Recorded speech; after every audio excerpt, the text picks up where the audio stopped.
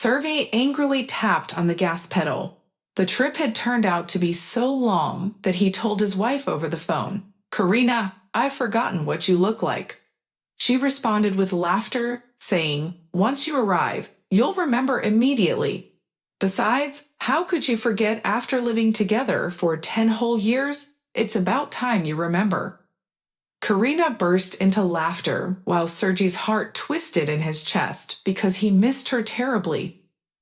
"Well, this time I'll stay home a little longer. They're putting the car in for repairs, which is good. I've missed you too," he said. Sergey was supposed to return in a week, but a fortuitous side load came along. Then, a comrade with a cargo appeared on the road, and they transferred the load to Sergey, who raced to the end of the world because of pressing deadlines and the hefty penalty that would leave them without pay for 2 months.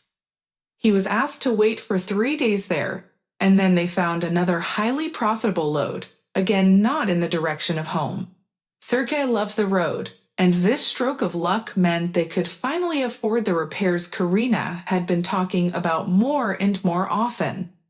They had been married for 10 years, but their feelings hadn't diminished one bit, although their family almost fell apart 2 years ago. It was on a beautiful day when Sergey received a divorce summons. He thought it was some kind of mistake and went to share his indignation with Karina, but she lowered her gaze and said, "I filed for divorce." Sergey dropped the paper from his hands. "Why? How? I don't understand anything," he said. And Karina burst into tears, saying, "Sergey, you're good. You're wonderful. I love you very much, but I'm not worthy of you. You'll meet a better woman who will definitely have a child for you." He slowly sat down on the couch. "So that's how it is. You decided on your own, without asking anyone. Well, since you want it that way, then let's get a divorce." He grabbed his jacket and rushed out onto the street. He wandered the streets for a long time and only returned home at night. He turned on the lights in the kitchen and flinched. Karina was sitting at the table. Her face was swollen from tears, and overall she looked so miserable that Sergey couldn't stay angry anymore. He sat down opposite her. "I want you to listen to me. No, child. I don't need one without you. Got it?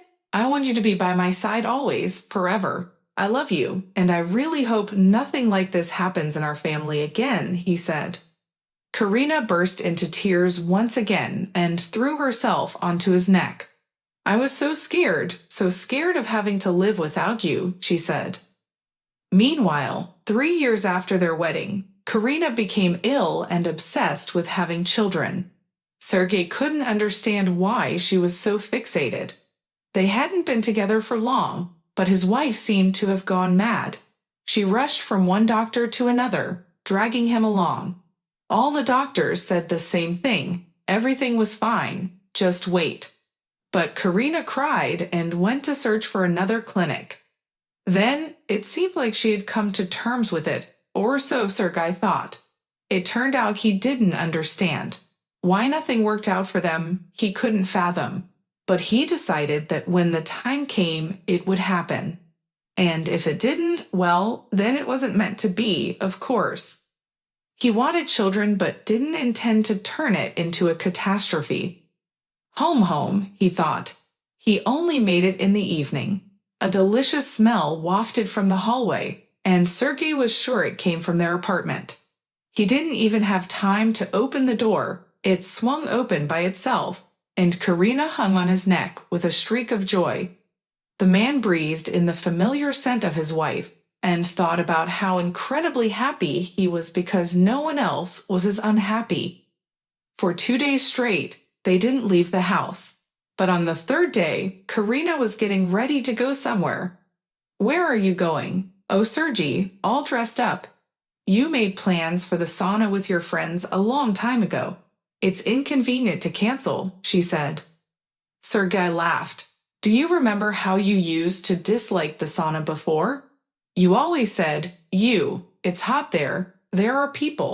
That was true in the city, with everyone having their own bath or shower. But Sergey really enjoyed going to the sauna, not so much for bathing but for steaming. At first, Karina categorically refused to join him. Eventually, he managed to convince her once. It wouldn't be accurate to say that the young wife was thrilled, but it did change her a little. From time to time, she agreed to accompany Sergei. Well, what do you know, thought Sergei, and here she's even going without him. Sergei stretched. Well, go ahead. I think I'll take a nap. I can't catch up on sleep after the journey. Karina pecked him on the cheek. Rest, my dear. I won't be long. When he woke up, Karina was already bustling in the kitchen. Her face was flushed, clearly from the sauna. You're positively glowing, he said. I need to get out of the house somehow. I had plans. Of course, you could go tomorrow, she replied. All right, go tomorrow then. Just don't leave a permanent dent on the couch, Sergei said, laughing. Fine, since you're so concerned about the couch, I'll go shopping tomorrow morning for all the renovation supplies, and then we can go to the sauna. Karina smiled in response. So you'll go steam yourself, not wash, to start the renovation all fresh and clean, right? They had dinner, and Karina went to bed, saying she was tired. He covered her with a blanket and stepped out. After the sauna, he was indeed tired and decided to watch a movie. Several days had passed, and the renovation was in full swing. Karina announced that she was going to the sauna again, which surprised Sergei. But you just went recently, he exclaimed. Sergei, I think it's the dust, the whitewash, the glue. They've just gotten into me. Only the sauna can help, she said. Don't worry, Katya will accompany me, so I won't be alone. Well, go ahead, take a look. Don't spend too long there. All right, darling, Karina said and hurried away. Sergei dropped his tools. What was happening with her? She used to dislike the sauna, and now she seemed to love it. It was strange. Suddenly, a thought occurred to him. Well, anything is possible. After all, doctors don't say who might have issues. It's not about Karina, as they strangely assume, but about me. So it's natural that Karina might try to conceive with someone else. Sergei found it hard to breathe. How could this be? He shook his head. No, it's nonsense. It couldn't be true. He stood up. It's simple. Now he'll also go to the sauna, and if he sees her there, he'll say she provoked him, and he decided to wash away the construction dust as well. Gathering himself quickly, he rushed out onto the street. He paused. Well, there are 2 saunas in town. Which one could Karina have gone to? One is very old, from the Soviet era. The other one is modern, all equipped, but it's private. The price difference isn't significant, but the steam rooms are different. He decisively walked along the street. As he walked, he remembered that the old sauna would be on the way to the new one. I'll just stop by, he thought. The old sauna was closed for repairs. Judging by its condition, it had been closed for more than one day. But everything worked out as he thought. Karina was in the new sauna. He continued walking. It wasn't too far, just 2 intersections. Someone called out to Sergei. He turned and froze. It was Katya, his wife's friend, who was supposed to be at the sauna. Katya? He said, surprised. The woman laughed. You look so astonished, as if you've seen a ghost. No, it's just me. Where are you headed? Not to the sauna, Sergei replied. Yes, I decided to try a new sauna broom. Lucky you, while I hadn't been to the sauna in ages, as if I don't have time for anything. All right, I'll run. Say hi to Karina. I'll pass along your regards, Katya said and went on her way. Katya ran off, and Sergei stood there for a while longer. But now the happy family life had come to an end, and he could return home. What was the point of going to the sauna now? What if he saw something there that he couldn't forgive? Karina couldn't control herself and would do something foolish, but she wasn't really to blame. Everyone wants complete happiness, and it can't be complete without children.